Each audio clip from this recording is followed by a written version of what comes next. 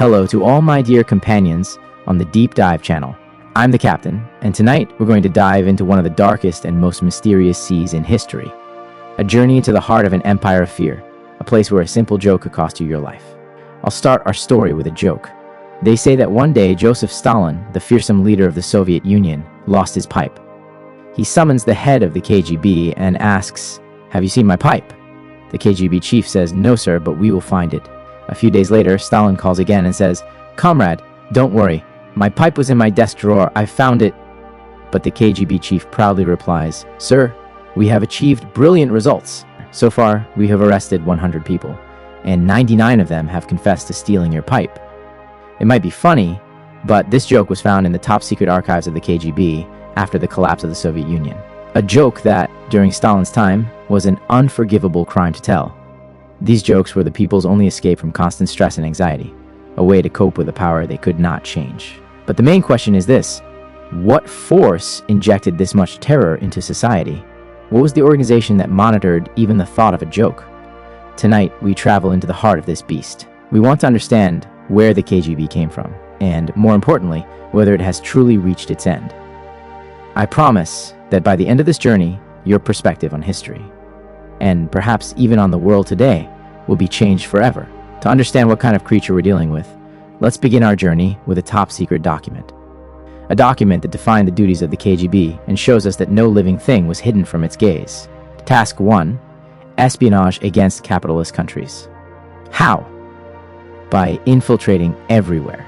Political, military, scientific, economic, and media centers, and any anti-communist organization. The goal wasn't just to gather information, but to disrupt the economies of those countries and spread false news to shape world opinion in favor of the Soviet Union.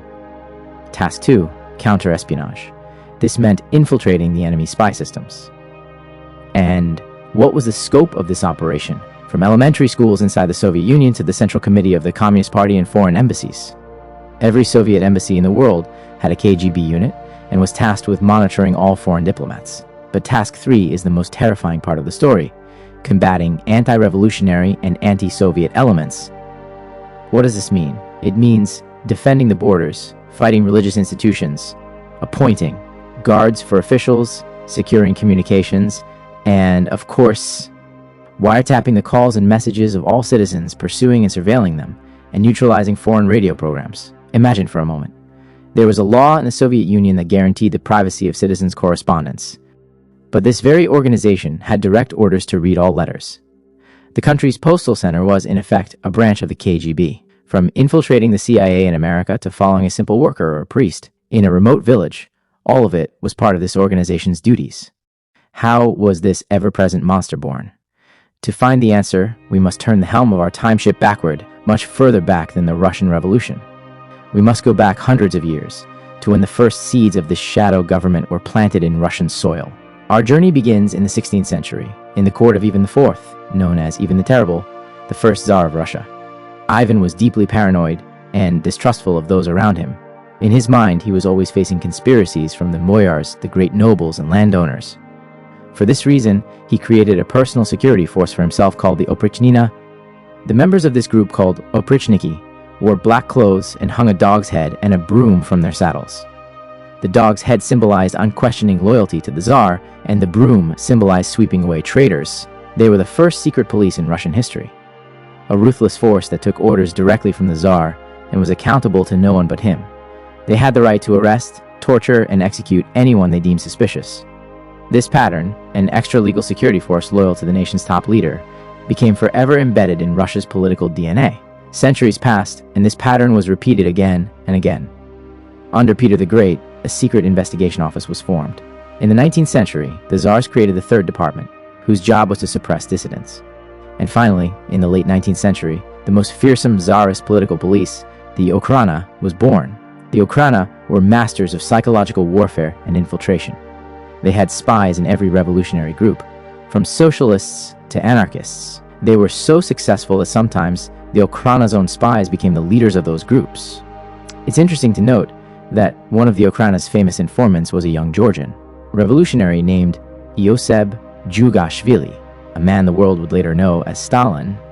But the turning point of the story is the year 1917, The October Revolution. The Bolsheviks, led by Lenin, seized power. Lenin knew well that to protect this fragile revolution, he needed a sharp, cutting sword, a security arm that would ruthlessly clear domestic and foreign enemies from the path. Just a few weeks after the revolution, in a secret meeting, an organization was born called the Cheka, an acronym for the All-Russian Extraordinary Commission for Combating Counter-Revolution and Sabotage. This simple name was a cover for one of the bloodiest security organizations in history. The commander of the Cheka was a man of Polish descent named Felix Dzerzhinsky, a fanatical and ruthless revolutionary known as Iron Felix. He believed that anything was permissible to defend the revolution. The Cheka quickly transformed from a small organization into a secret army.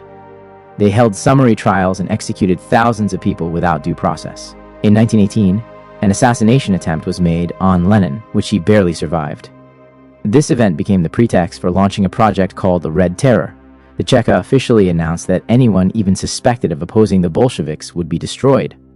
Over the next few years, it's estimated that the Cheka executed between 100,000 and 200,000 people. This organization was also the founder of the forced labor camp system, or Gulag, where millions of people would lose their lives in the years to come. The Cheka became so powerful and notorious that even Lenin himself feared it. After the formation of the Soviet Union, the Cheka was officially dissolved. But this was just a name change. The spirit of the Cheka lived on in a new organization called the GPU. The members of this new organization proudly called themselves Chekists. A new security culture was born, a culture in which membership in the security apparatus was not just a job, but an identity and an honor. With the death of Lenin and the rise of Stalin, this machine of terror entered a new phase. Stalin, who himself had a history of informing for the Tsarist police, understood the power of the security apparatus well. He merged the GPU with the Ministry of Internal Affairs and created a new monster called the NKVD.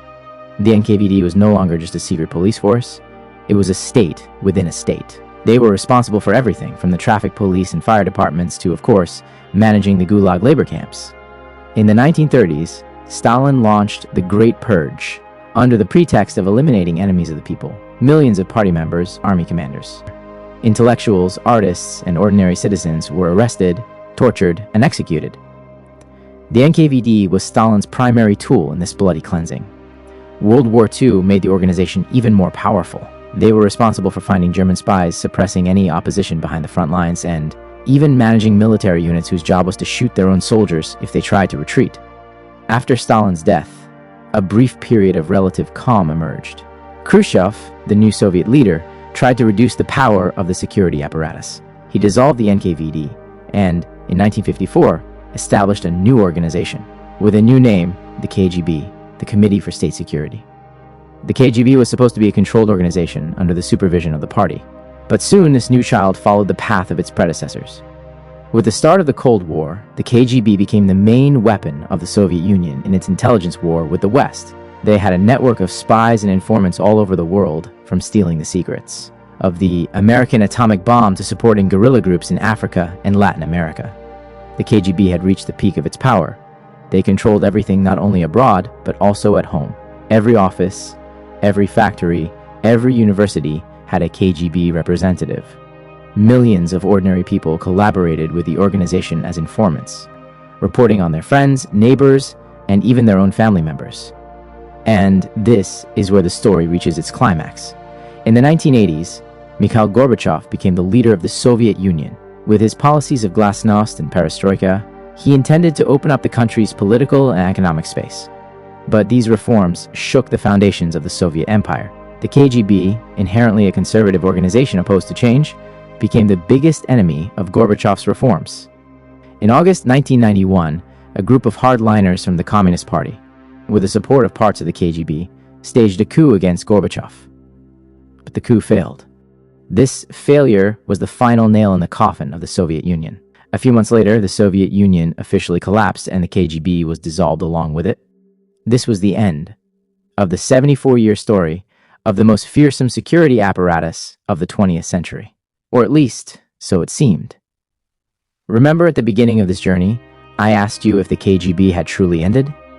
Here's the answer. After the collapse of the Soviet Union, the KGB was divided into several smaller organizations. The most important organization that emerged from the KGB was the FSB, or the Federal Security Service of Russia. the FSB inherited all of the KGB's domestic duties. Many of the KGB's directors and personnel were transferred to this new organization. The Chekist culture, that sense of pride and loyalty to the security apparatus, remained alive. And in 1998, a man was appointed to head this organization, who had started his career as a simple KGB officer in East Germany, a man named Vladimir Putin. This is the greatest lesson that history teaches us. Structures, names, and ideologies change, but patterns of power, frighteningly, endure. That Russian tradition of governance, which began with Ivan the Terrible and reached Stalin, continues to live on today in a new form. That shadow state, that extra legal security force, may have a different name today, but its spirit still flies over the Kremlin. This was our deep dive into the history of the KGB, a journey that started with political jokes and ended in the heart of a totalitarian system. I hope this voyage has managed to shed some light on one of the darkest corners of history. We love that you were with us on this journey. Your presence is our greatest asset here at Deep Dive. If you found this historical exploration fascinating, please give us the energy to continue our voyages into the depths of history by liking the video and subscribing to the channel. And for tonight's question, I want to ask you in the comments, in your opinion, do organizations similar to the KGB, with the same power and influence, still exist in the world today? Share your thoughts with us. Perhaps the next time you hear news from Russia, you'll remember that behind today's politics lies the heavy shadow of a long history of hidden power. Until the next voyage, farewell.